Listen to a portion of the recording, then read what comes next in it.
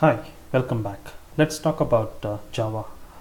Uh, Java programming language, was originally developed by Sun Microsystems, and which was, initiated by James Gosling, and it was released in 1995 as a core component of Sun Microsystems Java platform.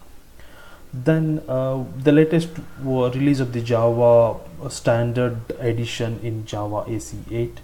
With the advancement of Java and its widespread popularity, multiple configurations were built to suit various types of platforms. Say, for example, J2EE for enterprise application, J2ME for mobile applications. The new J2 version were renamed as Java Standard SE, Java EE, Java ME, respectively.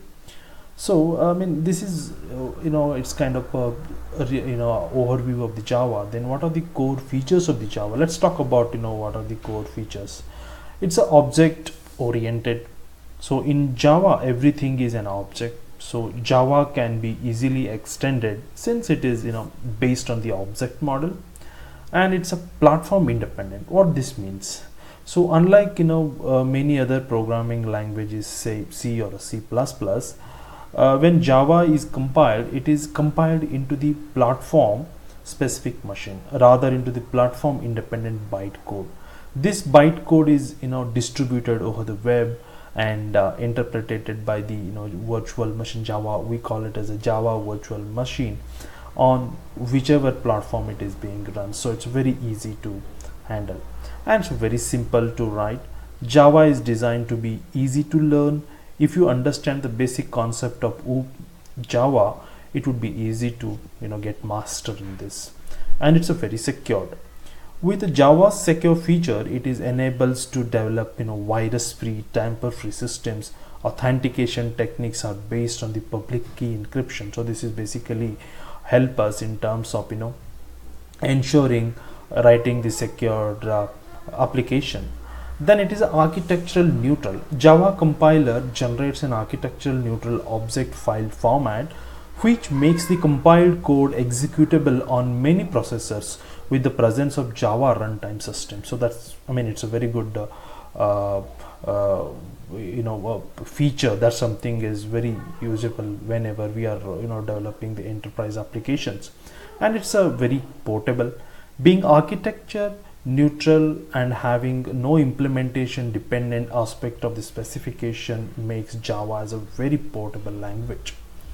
Then of course it is a robust. Java makes an effort to eliminate error prone situations by say emphasizing mainly on compile time error checking and runtime error checking. This is basically handled very it was handled really very good, so that it makes Java as a robust, and it's a multi-threaded, and this is one of the best features. That's something we could think about. So with Java's multi-thread feature, it is possible to write programs that can perform many tasks simultaneously.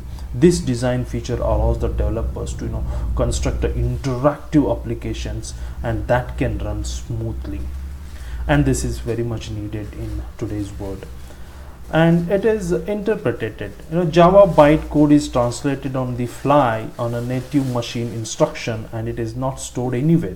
The development process is a more rapid and analytical since the linking is an incremental and a lightweight process. And of course, the one more feature of this is a high performance.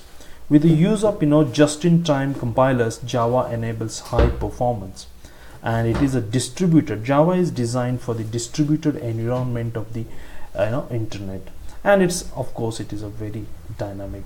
So now let's talk about what are the tools we might need. Say whenever we are writing a Java code, what are the tools we might need? So we need one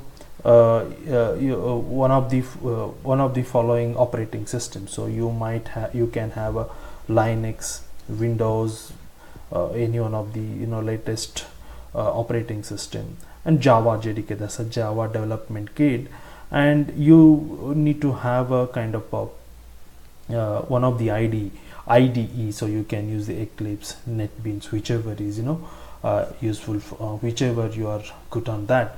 So these are the basic requirement to write the Java program. So now let's take how this basically. I have just written a one code. So this basically takes the name, age, and marks, and print it there. So we can definitely get in detail on this. So when I run this, so it will ask me to enter the name. Let me write the name, then let me write the age and say marks.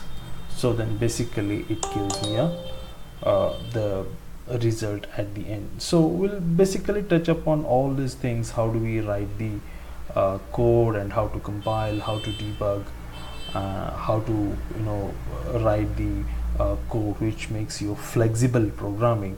That's something we'll discuss more and more on this. Hope this information is helpful, and see you soon.